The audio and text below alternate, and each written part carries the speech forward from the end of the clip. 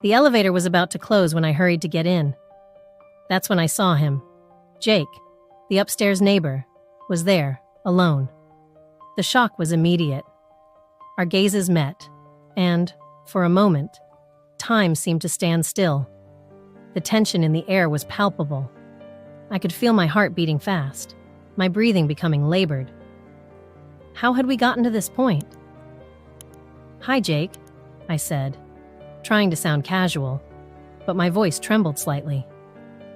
"Hi," he replied, his eyes fixed on mine, as if trying to read my thoughts. The silence that followed was almost unbearable. My thoughts raced, each one more confused than the last. I was there, alone, with Jake, and I couldn't ignore the electricity that seemed to run through the space between us. Why was every encounter with him so charged with emotion? I remember the first time I saw him in the building. It was an ordinary day in Seattle. I was coming back from the market, laden with bags, when he appeared in the corridor. Tall, with a charming smile, and eyes that seemed to see right through me. I should have looked away, but I couldn't. The attraction was instantaneous, a spark that took me by surprise, even though I was married to John. "Do you need any help with those bags?" he asked on that occasion, and I could only smile and nod in the affirmative. Since then, every chance encounter in the corridor has become more meaningful. We exchanged smiles, glances that said more than any words. And now, there in the elevator, the silent question hung in the air. Why did this closeness move me so much? Jake moved a little closer, and I could feel the warmth of his body. "Are you okay?" he asked, breaking the silence. "Yeah, just a bit." "Surprised," I replied, trying to hide the whirlwind of emotions inside me. He smiled, a smile that made my heart leap. "Surprised to see me here, or something else?" I wanted to answer, but the words wouldn't come out. How could I explain everything I was feeling? The elevator doors opened on my floor, and I left quickly, without looking back. But I knew that meeting would change everything. The tension, the unspoken desire, the guilt for feeling something so strongly for someone who wasn't my husband. And at the same time, the excitement that this forbidden situation brought. As I walked to my apartment, one question kept running through my mind. How was I going to deal with this? When I got into the elevator and saw Jake standing there alone, I was startled. He was the neighbor from upstairs, someone I only saw from time to time. Our gazes met, and the tension in the air was palpable. My heart began to beat faster and my breathing became labored. How did we get to this point? I thought.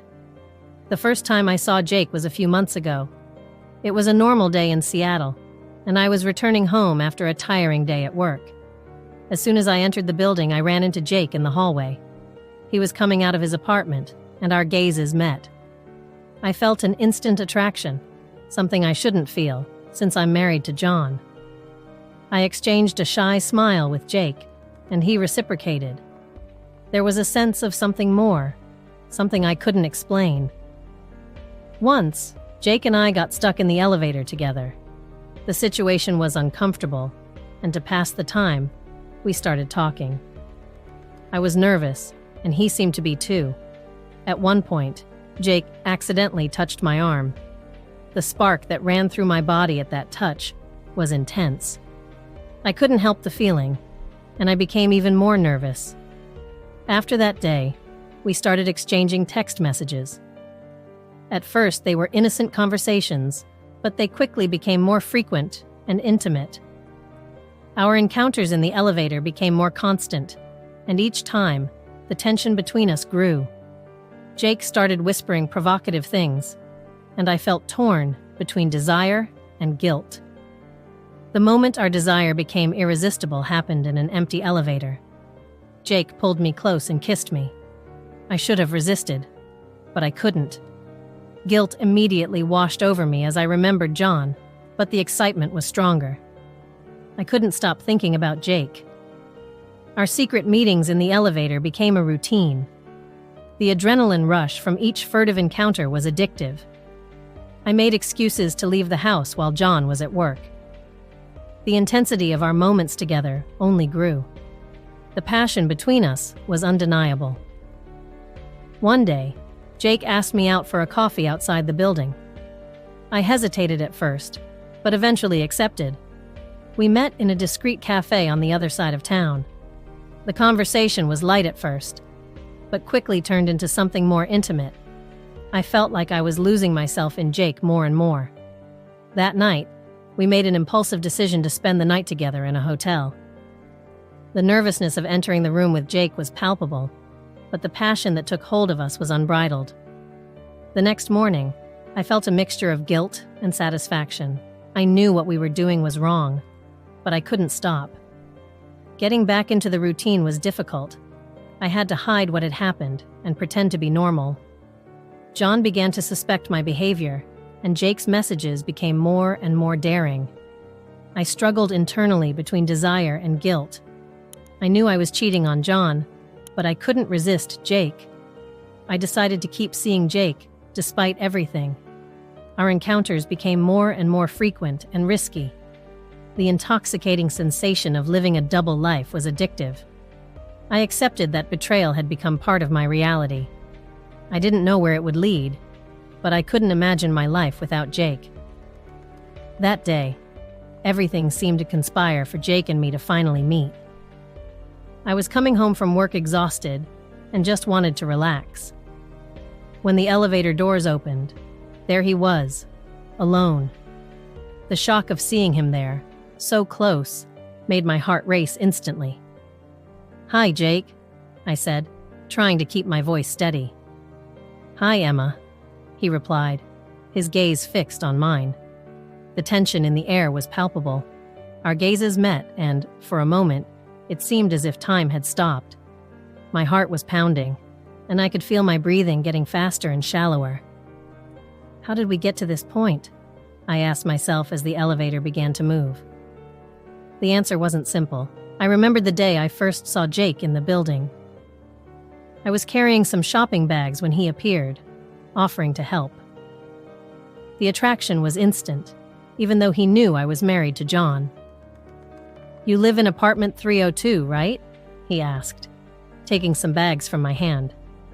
"Yes, that's right." "And you?" I replied, feeling a strange warmth rise through my body. 401. It's nice to meet the neighbors," he said, with a smile that made my heart race even faster. Since then, our encounters in the corridor have become frequent. We always exchanged smiles, and there was a feeling of something more in the air. I knew I shouldn't feel it, but I couldn't help it. On that fateful day, when we got stuck in the elevator together, the situation became unavoidable. The nervous chatter to pass the time only increased the tension between us. "I hope this doesn't take too long," I said, trying to sound nonchalant. "I hope so too," he replied, his intense gaze taking my breath away. Then it happened. Jake's first accidental touch on my arm. A spark ran through my body, and I knew at that moment that I was lost. It wasn't just a physical attraction. It was something deeper, something I couldn't control. After that day, we started exchanging text messages. Our conversations became more and more intimate, and the meetings in the elevator were frequent and full of tension. Until, in one of these encounters, Jake whispered something provocative in my ear. "I can't stop thinking about you," he said, his husky voice sending shivers down my spine. I tried to resist. I thought about John and our life together, but desire was stronger than guilt. And then, one day, our desire became irresistible. The elevator was empty, and Jake pulled me close, his lips meeting mine in a stolen kiss. Guilt hit me immediately, but the excitement I felt overcame everything. I knew I was cheating on John, but I couldn't stop. Secret meetings with Jake in the elevator became a routine. Each furtive encounter was a burst of adrenaline. "Emma, are you all right?" John asked one evening when I came home later than usual. Yeah, I just had to stay a bit longer at work, I lied, feeling my heart squeeze. Jake's messages were getting bolder and bolder, and I found myself struggling internally between desire and guilt. But in the end, desire always won out. I decided to keep seeing Jake, despite everything. Our meetings became more and more frequent and risky. The feeling of living a double life was intoxicating. "We need to meet outside the building," Jake suggested one day. I don't know if that's a good idea. I hesitated, but the temptation was too great to resist. I eventually gave in, and we met at a discreet cafe on the other side of town. The conversation turned into something more intimate, and I knew there was no turning back. The decision to spend the night together in a hotel was impulsive, but at that moment, it felt like the only right thing to do. Entering the room with Jake was a mixture of nerves and excitement. When our bodies finally came together, unbridled passion overtook us. The next morning brought a sense of guilt, but also satisfaction. I knew I was on a path of no return, but I couldn't stop. Getting back into the routine and pretending to be normal was becoming increasingly difficult.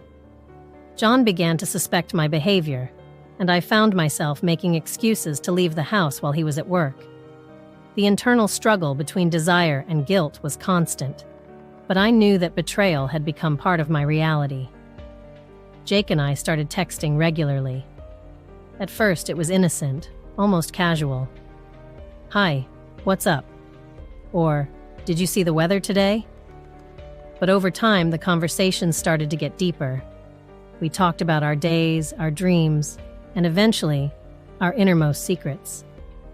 I found myself waiting anxiously for his messages, feeling a mixture of excitement and guilt. The elevator encounters became more frequent. It was as if the universe was conspiring to bring us together. Every time the doors closed and we were alone, the tension in the air became more palpable. Our conversations became more intimate, more personal, and I realized that I was beginning to open up to him in ways I had never done with John. I could see in his eyes that he felt the same way. One evening, after another exchange of messages, I received a message that made my heart soar. "I can't stop thinking about you," he wrote. I felt a warmth rise through my body, and before I could stop myself, I replied, "Me neither." The next morning, we met in the elevator again. This time, something was different. He approached me, so close that I could feel his breathing. "Do you realize what you're doing to me?" he whispered, his eyes fixed on mine. My breathing became irregular, and I felt my heart beating faster. "Jake, this is crazy. We both know we can't." He interrupted, putting a finger to my lips. "I know, but that doesn't mean I don't want to."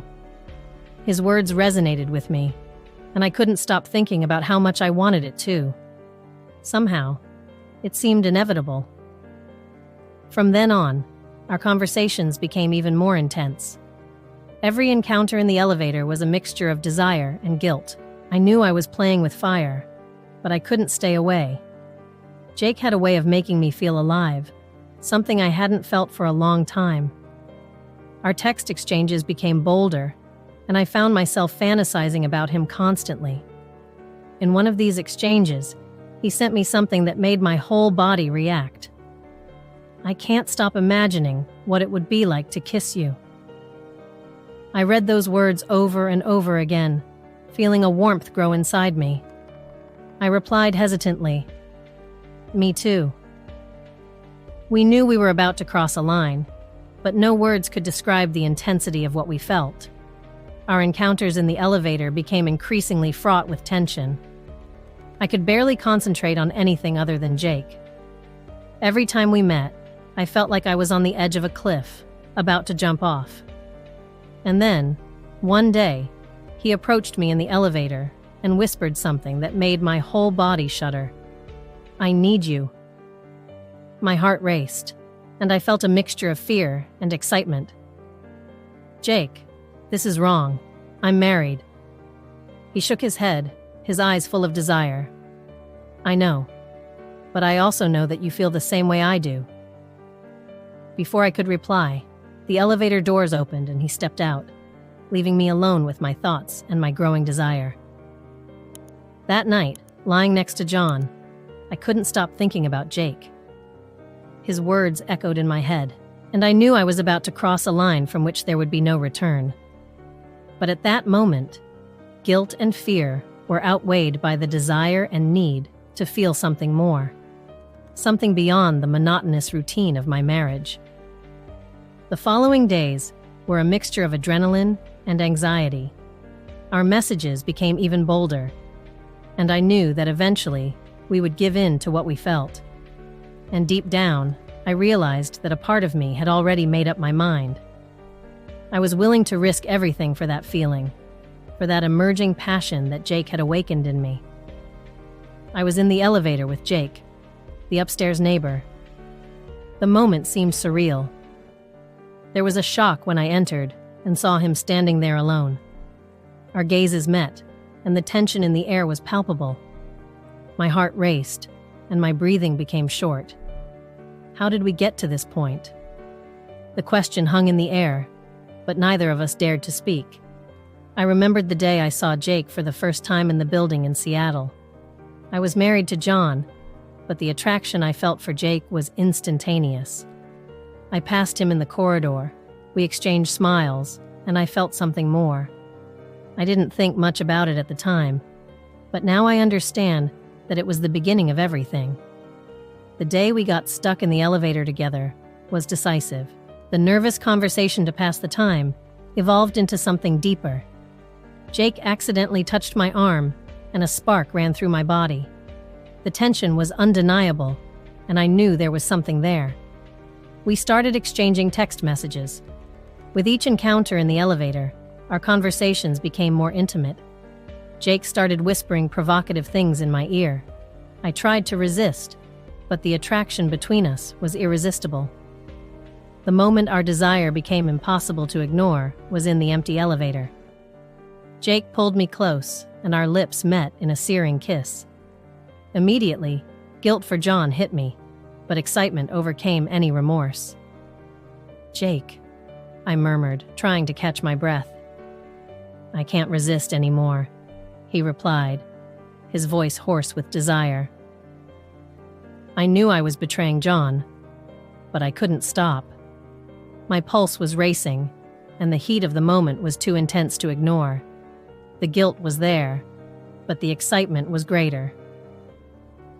"What are we going to do?" I asked, still under the influence of the kiss. "Let's live it," he said, with a determination that scared and excited me at the same time. I knew I was entering dangerous territory, but the attraction to Jake was overwhelming. The stolen kiss in the elevator was just the beginning of something I still didn't know how to control. The guilt over John was there, but the desire for Jake was undeniable. I was caught up in a whirlwind of emotions that only increased with each furtive encounter in the elevator. Secret meetings with Jake became a dangerous and addictive routine. Every time the elevator stopped on the 7th floor, my heart would race and my hands would sweat. The adrenaline of knowing that he would be there, waiting for me, was intoxicating. I found myself making excuses to leave the house while John was at work. "I'm going to the market. I need to go to the pharmacy. I'm going for a walk." Each excuse was a step closer to Jake. Our encounters were furtive, quick, and increasingly intense. The elevator became our secret sanctuary, where we could lose ourselves in each other without fear of being discovered. Once, as the elevator doors were closing, Jake pulled me against him, his eyes burning with desire. "I can't stop thinking about you," he whispered, his lips brushing against my neck. I closed my eyes, trying to ignore the guilt that insisted on appearing. But the excitement was stronger. I wanted Jake. I needed him. I didn't either. My voice came out shaky, but sincere. Every touch, every stolen kiss, every second we spent together was a mixture of ecstasy and torment. The feeling of living a double life consumed me. but at the same time, I couldn't stop. Jake and I had a connection that was impossible to ignore. One afternoon, while John was still at work, I decided to go out to meet Jake in the elevator. As soon as the doors closed, he pulled me into a passionate kiss. Our bodies clung together, and I felt the intensity of his desire. It was a desperate kiss, as if that moment would be our last. "We need to be more careful," I said when we broke apart, trying to catch my breath. "I know, but I can't stay away from you," he replied, his eyes fixed on mine. "Let's go to my apartment." The idea was risky, but irresistible. We went up to the 8th floor, and he pulled me into his apartment. We closed the door quickly, and the tension in the air was palpable. Jake pushed me against the wall, his hands exploring my body with an urgency that left me breathless. "You're addictive," he said between kisses. I knew he was right. Jake was my addiction, my darkest secret. And every time we were together, the intensity grew. Our meetings in the elevator soon became insufficient, and we started looking for other places to meet. One evening, while John was on a business trip, Jake invited me to his apartment again. I hesitated for a moment, guilt eating away at me, but the need to be with him spoke louder. I went up to the 8th floor and knocked on the door. Jake opened the door with a smile that made me forget everything. We walked in, and before I could say anything, he pulled me into an intense kiss. That moment was ours alone, away from judgmental eyes, away from reality. "I missed you," he murmured against my lips. "Me too," I replied, my voice laden with desire and guilt. We spent the night together, each touch and kiss taking us deeper into our secret world. The intensity of our feelings was overwhelming, and I wondered how something so wrong could seem so right. But the next morning always brought reality back. Guilt would come back to haunt me, reminding me of John and what I was doing. I knew I was destroying my marriage, but the attraction to Jake was irresistible. The secret meetings continued, and more I felt torn between the love I had for John and the overwhelming passion I felt for Jake. The adrenaline of each furtive encounter was addictive, and the intensity of our moments together only increased. "We have to be careful," I said to Jake one night while we were in the elevator together. "John might find out." "I know, but I can't stay away from you," he replied, his eyes fixed on mine. "We'll find a way." So we continued our dangerous dance, getting more and more involved, more and more willing to risk everything for a moment together. I knew I was playing with fire, but I couldn't stop. Jake was my secret, my addiction, and each secret encounter only increased the intensity of our desire. I was at home, trying to keep my mind occupied with the daily chores, when my cell phone vibrated. It was a message from Jake. He was inviting me for a coffee outside the building. My heart raced. The idea of meeting him outside the controlled environment of our secret meetings in the elevator was both exciting and terrifying. I thought of John, of how much he trusted me, and for a moment, I hesitated. But curiosity and desire spoke louder. I said yes. On the appointed day, I left the house with a lame excuse about meeting a friend. My stomach was racked with nerves and anticipation. I took a cab to the other side of town, where Jake suggested a discreet cafe. As soon as I walked in, my eyes immediately found him. He was sitting at a table in the corner, away from prying eyes. He smiled when he saw me, and I felt my heart melt. "Hi," he said, getting up to greet me. "You look beautiful." "Hi," I replied, trying to control the tremor in my voice. "Thank you." We sat down and ordered our coffees. The conversation started off light, about everyday things, but the tension between us was palpable. Every time our gazes met, it felt like time stood still. Jake had a way of making me feel special, as if I were the only person in the world who mattered at that moment. Are you nervous? He asked, leaning forward slightly. A little, I admitted, laughing nervously. I'm not used to doing this. Neither am I, he said, taking my hand for a moment. But I'm glad you came. That touch, so simple and innocent, made my whole body react. I knew it was wrong, but I couldn't resist. I felt a connection with Jake that I had never felt with John. Something deeper, more visceral. As the conversation progressed, I realized that I was opening up more than I had ever done with anyone. I told him about my dreams, my frustrations, my insecurities, and he did the same. It was as if we'd finally found someone who really understood us. Sometimes I feel like I'm living a life that isn't mine, I confessed, staring into my coffee cup. Like I'm stuck in an endless rut. I understand, Jake replied, his eyes fixed on mine. I feel the same way, and I think that's why we're here. There was a moment of silence, where all I could hear was the sound of my own heart beating. Then he moved a little closer, and I knew what was about to happen. My whole body trembled with anticipation and fear. Can I kiss you? He asked, his voice husky with desire. I knew I should say no. I should get up and leave. But I couldn't. I just nodded, and the next second, his lips were on mine. The world around us disappeared, and all that existed was the heat of that kiss. When we finally broke apart, we were both panting. I looked at him and saw the same conflict I felt reflected in his eyes. We knew it was wrong, but the attraction between us was undeniable. We need to go, I said, without meaning to. Yes, he agreed, but held my hand firmly. But it doesn't end here, right?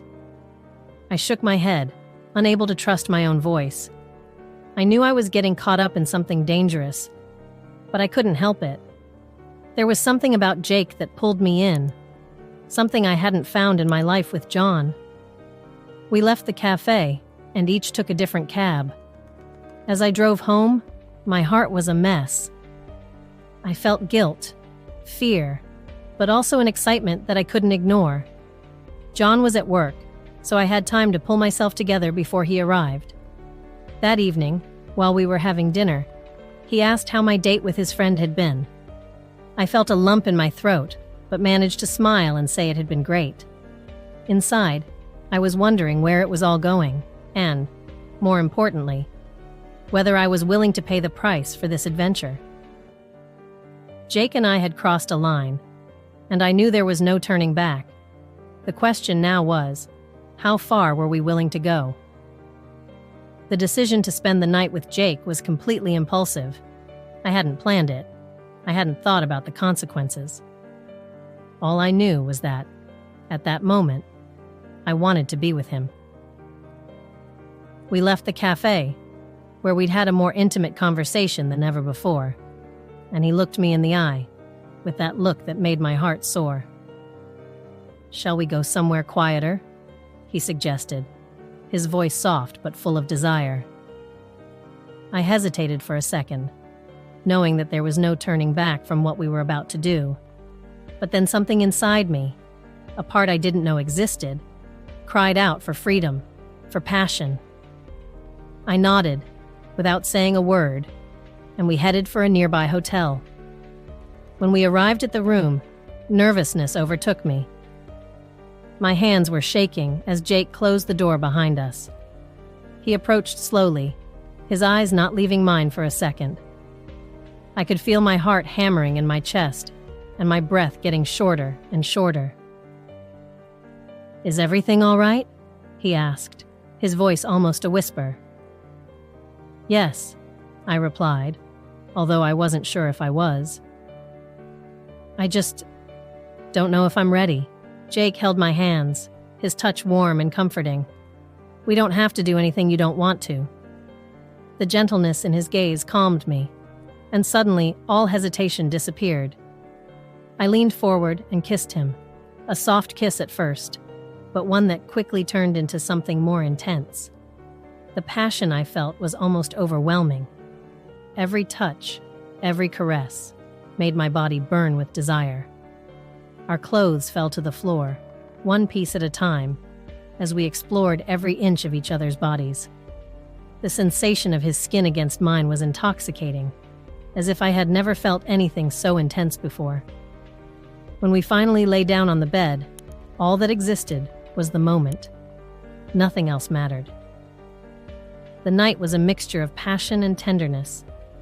Jake knew exactly how to touch me, how to make me feel wanted, and I, in turn, gave myself up completely, forgetting everything and everyone. It was a night of discovery, of surrender, and when we finally fell asleep, I was exhausted, but happy. I woke up the next morning, and reality hit hard. I looked at Jake, still asleep next to me, and guilt began to consume me. John. I thought about my husband, how I was betraying his trust. The satisfaction of the night before was quickly replaced by a whirlwind of conflicting emotions. Jake woke up shortly afterwards, and when he saw the expression on my face, he immediately knew what I was feeling. "Are you sorry?" he asked, his voice still groggy from sleep. "I don't know," I answered honestly. "It was amazing, but... John, what am I doing?" He got out of bed and dressed slowly, looking lost in thought. "I don't know what we're doing either, but I can't deny how I feel about you." His eyes met mine, and at that moment, I knew he was being sincere. There was something between us that was impossible to ignore, but the guilt was still there, a shadow that I couldn't shake off. "Maybe we should end it," I suggested, even though the thought of not seeing him anymore tore me up inside. Jake shook his head. "Do you really want that?" "Because I don't." I sighed, knowing he was right. Deep down, I didn't want to end it. There was something about Jake that made me feel alive, something I couldn't find in my marriage to John. But at the same time, the guilt was overwhelming. "I don't know what to do, Jake." He came closer and held my face between his hands. "Let's work this out together, one step at a time." I nodded, even though I knew the road ahead wouldn't be easy. We got dressed in silence and left the hotel, each going our own way. As I walked home, my heart was heavy, torn between longing for Jake and guilt for betraying John. When I got home, John was still at work. I went straight into the shower, trying to wash away the guilt. But the feeling wouldn't go away. I felt dirty, but at the same time, I couldn't forget the night before. Satisfaction and guilt mixed together, creating a whirlwind of emotions inside me. I spent the rest of the day trying to pretend to be normal, but with every message from Jake, my heart raced again. I knew I was entering a path of no return, but the attraction to Jake was irresistible. Last night had changed everything, and now I had to deal with the consequences of this impulsive decision. When John got home, I tried to act naturally, but the guilt was always there, a shadow I couldn't shake off. I felt torn between two worlds, and I didn't know how to reconcile it. Betrayal had become part of my reality, and I didn't know how to escape it. Chapter 9. The difficulty of pretending normality. When I got home that morning after our night together, I forced myself to take a deep breath and rehearse a smile in the elevator mirror. I needed to look normal. John was sitting at the kitchen table, drinking his morning coffee and reading the newspaper. It seemed like such an ordinary scenario, but now I felt like a stranger in my own life. "Good morning," I said, trying to sound casual as I approached him to give him a kiss on the forehead. "Good morning," he replied, without lifting his eyes from the newspaper. "You left early today. Did anything happen?" "Oh, nothing much. I just wanted to go for a walk and clear my head," I lied, feeling a knot forming in my stomach. Every morning, I found myself trying to hide the truth. I pretended to be normal, but inside, I was in pieces. Jake's messages were constantly popping up on my phone, each one more daring than the last. Sometimes I smiled as I read his words. At other times, I felt disgusted with myself. "You've been different lately," John commented one evening while we were having dinner. "Is something bothering you?" "No, of course not," I replied quickly, trying to disguise the panic in my voice. "It's just work, you know?" He didn't look convinced, but he didn't insist, and I sank even deeper into my own guilt. Every time Jake texted me, I felt a mixture of longing and remorse. It was a constant internal battle. "You can't stop thinking about me, can you?" Jake wrote one afternoon. "Jake, we need to stop this," I typed, but I couldn't send it. Instead, I deleted the message and replied, "You're on my mind." The following weeks were a constant test of my limits. John began to notice my frequent absences, the lame excuses. He tried to hug me, but I pulled away, feeling the weight of my betrayal between us. "Shall we go out for dinner tonight?" he suggested one day, in a clear effort to reconnect. "It's been a while since we've had any time to ourselves." "Sorry, love, but I have a work meeting." I lied again, knowing that I would be spending the evening with Jake. Jake and I met at a discreet cafe, far from our building. "You look beautiful," he said, holding my hand over the table. "Thank you," I replied, trying not to think about John, who was probably at home, alone, wondering where I was. "Are you sure you want to continue with this?" Jake asked, his green eyes fixed on mine. "I don't know," I answered honestly, "but I can't stop." After breakfast, we went to a nearby hotel. The passion between us was intense, almost desperate. But every time our bodies met, I felt a piece of my soul shatter. The next morning, while I was getting dressed, Jake pulled me close. "You know this can't last forever, don't you?" he whispered in my ear. "I know," I replied, with tears in my eyes, "but I don't know how to stop." Getting back into the routine was torture. Every time John looked at me, I felt as if he could see the truth in my eyes. The nights when Jake and I didn't see each other were filled with text messages, full of promises and desires. "I need to see you," Jake wrote one night. "I can't. John's at home," I replied, feeling the frustration growing inside me. "Then come and see me tomorrow when he's at work," he suggested. I knew I was playing a dangerous game, but I couldn't stop. With each encounter, adrenaline coursed through my veins. Guilt was a constant shadow, but desire always spoke louder. "Are you all right?" John asked one night when he found me crying in the bathroom. "I am," I lied, wiping away the tears quickly. "It's just the stress of work." But the truth was that I was at a crossroads. My feelings for Jake were intense, but the guilt was consuming me. Every message, every meeting, every lie pulled me deeper into a bottomless pit. "I don't know how much longer I can go on like this," I confided to Jake during one of our secret meetings. "Neither do I," he admitted. "But as long as it lasts, I'm going to enjoy every moment with you." When I returned home that evening, I found John sitting at the table, waiting for me. "We need to talk," he said, his voice serious. My heart raced. Did he know? Was my world about to fall apart? I sat down opposite him, preparing myself to face whatever was coming. I was at a point of no return. The decision to continue seeing Jake, even knowing all the consequences, had already been made. It was something I could no longer control, as if a greater force was pulling me towards him, ignoring all signs of danger. The betrayal, which had once seemed like a temporary slip, now seemed to have become part of my reality. Every time I received a message from Jake, my heart raced. His messages were increasingly bold, full of promises and desires that fueled my addiction. "I miss you," he wrote once, and I knew I wouldn't be able to resist. The desire to be with him was intoxicating, something that took hold of me in a way I couldn't explain. The encounters with Jake became more frequent and riskier. There was an adrenaline rush in every furtive encounter, in every excuse I made to leave the house while John was at work.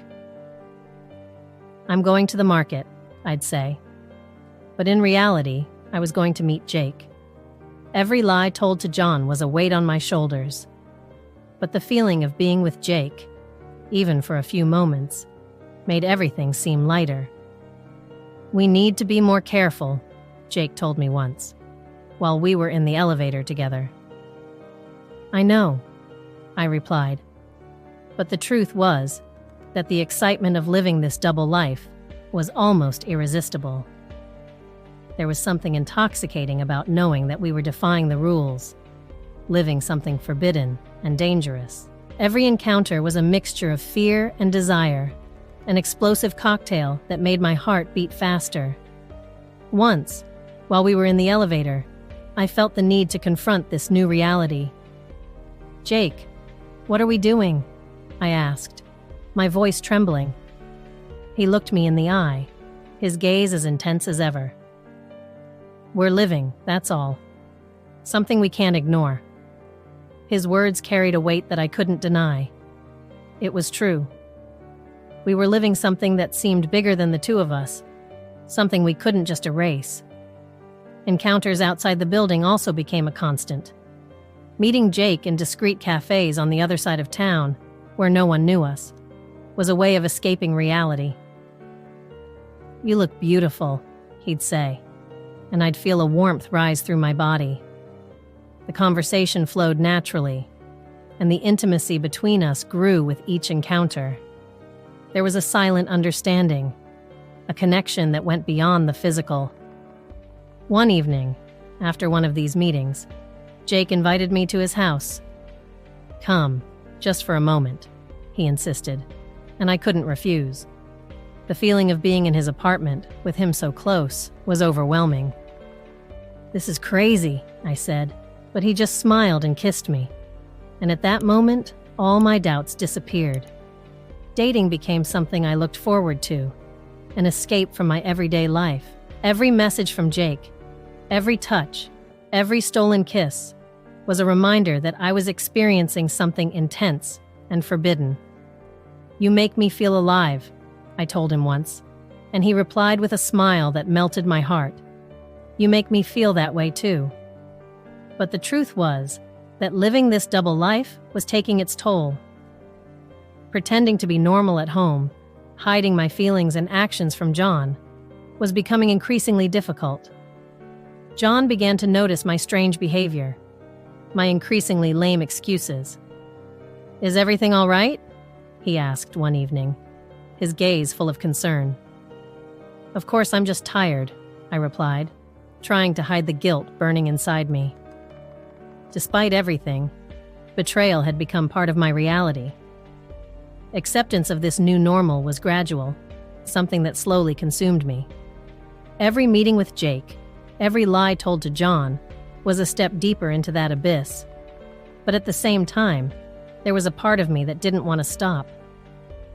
"I can't do without you anymore," I admitted to Jake, and he just pulled me closer. "I can't do without you either." Living this double life was like walking a tightrope, always on the verge of falling, but the emotion and desire were stronger. Every encounter with Jake was a reaffirmation that I was willing to risk everything for these intense moments. Even knowing the consequences, the pain it could cause, I could no longer turn back. Betrayal had become part of who I was, something I carried with me every day. The feeling of living something forbidden, of defying the rules, was addictive. And despite the guilt, the need to hide the truth, I kept going. Because at the end of the day, being with Jake was something I could no longer deny. He had become part of me, and this betrayal, as painful as it was now a reality that I embraced, even though I knew the price could be too high.